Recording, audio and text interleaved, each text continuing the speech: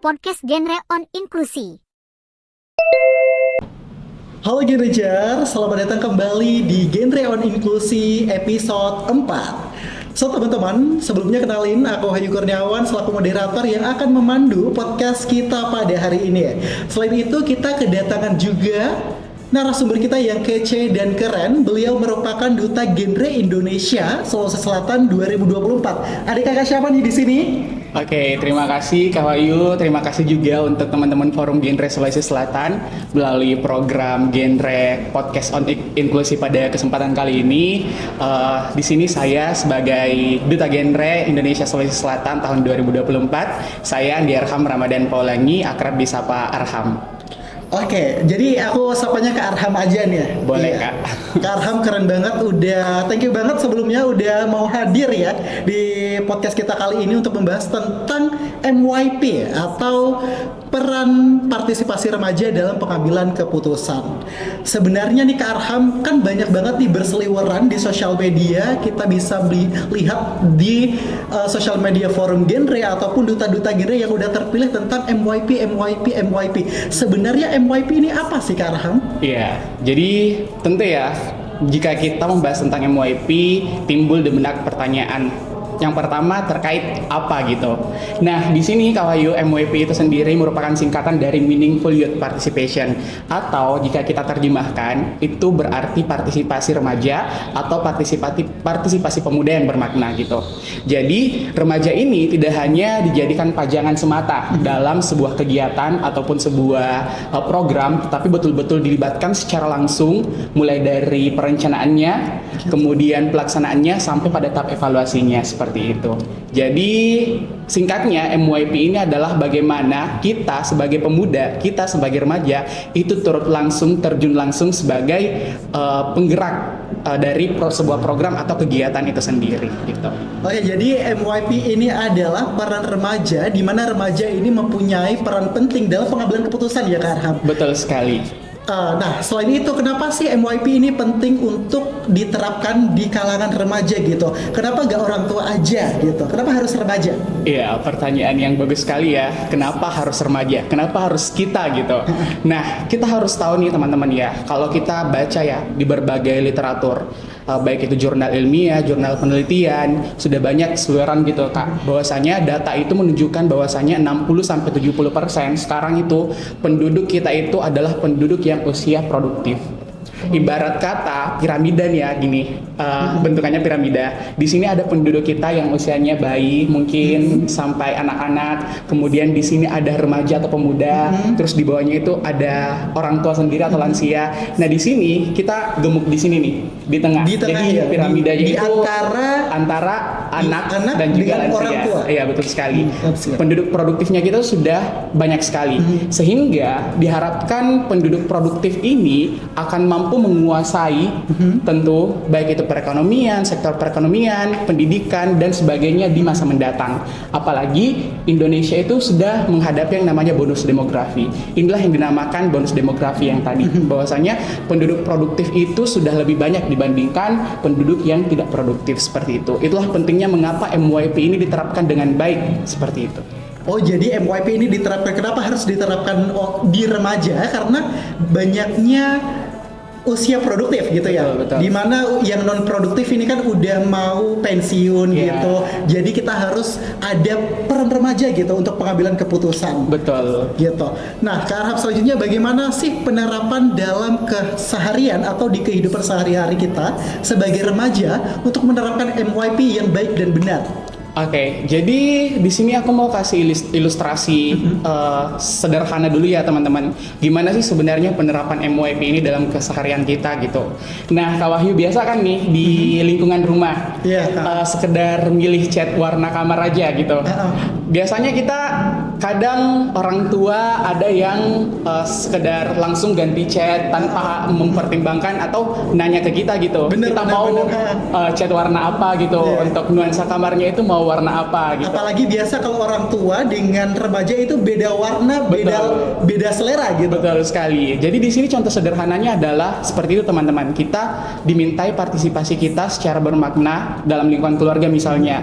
Kita ditanya terkait warna apa yang ingin kita gunakan gunakan di kamar, terus sekedar mau makan apa hari ini, atau sekedar lagi apa gitu, apa aktivitas yang ingin kita lakukan hari ini, itu biasanya harus ditanyakan oleh orang tua, karena betul-betul pentingnya partisipasi remaja yang bermakna ini dalam kehidupan keseharian kita. Itu contoh sederhananya gitu.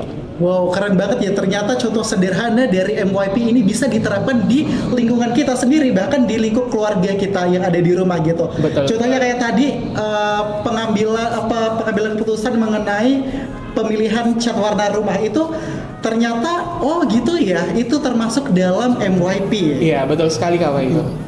Oke, selanjutnya nih, sejauh mana sih penerapan MYP di genre yang sudah Kak Arham lakukan?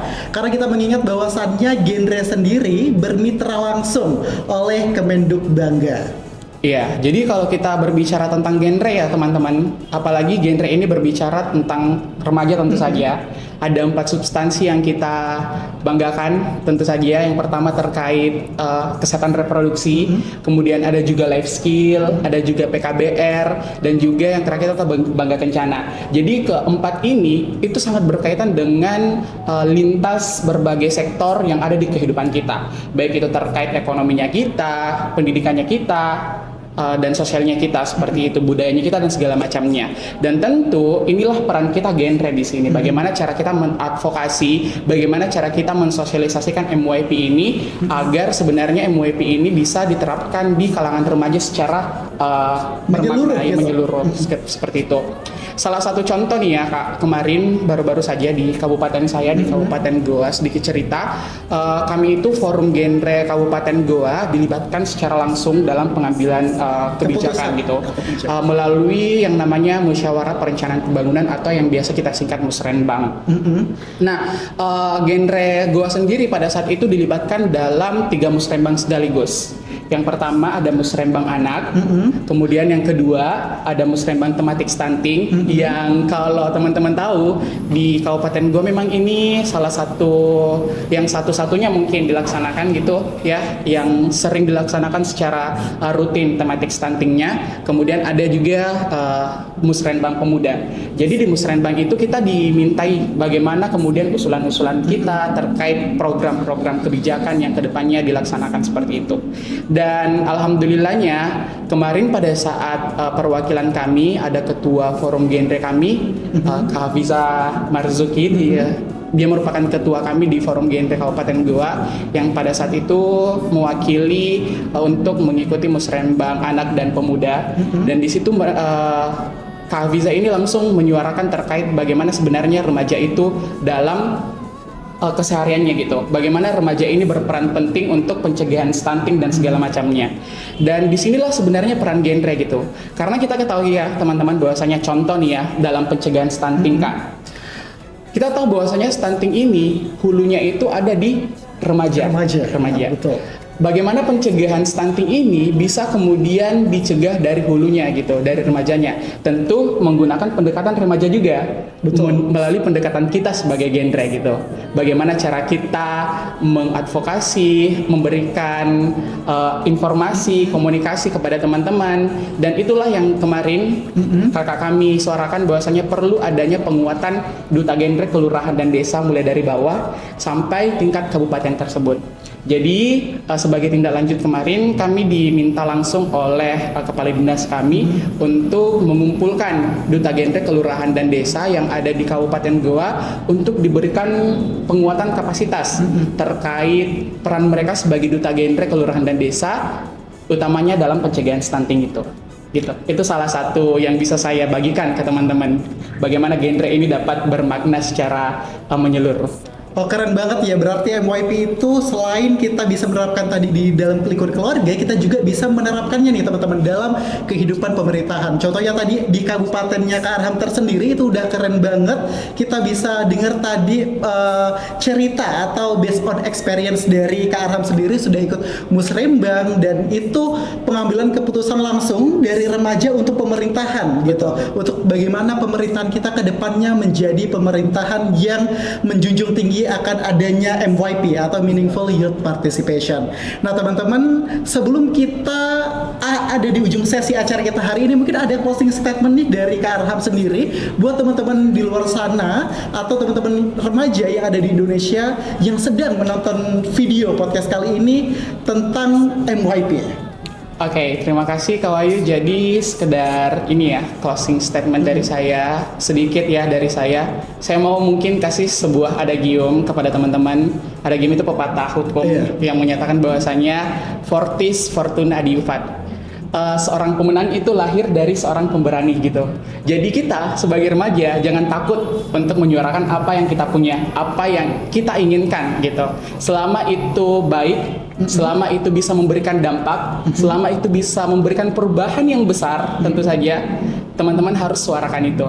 Jadi mulai dari remaja, kemudian kita akan menimbulkan dampak yang besar dan juga akan memberikan pengaruh yang luas terhadap masyarakat seperti itu. Wow, keren banget. Kita bisa plus buat Kak Arham yang udah berbagi pengalaman, yang udah berbagi apapun yang Kak Arham miliki di podcast kali ini udah dibagikan nih, udah di-sharingkan kepada teman-teman yang lain seperti itu. Mungkin cukup sekian podcast kita hari ini. Terima kasih banyak Kak Arham sudah diluangkan waktunya untuk datang ke podcast kita kali ini, yaitu podcast Genre on Inklusi episode 4. Saya Wahyu Kurniawan dan Kak Arham Pawelangi selaku Duta Genre Indonesia Sulawesi Selatan 2024. Kita pamit undur diri. Wassalamualaikum dan Salam Genre.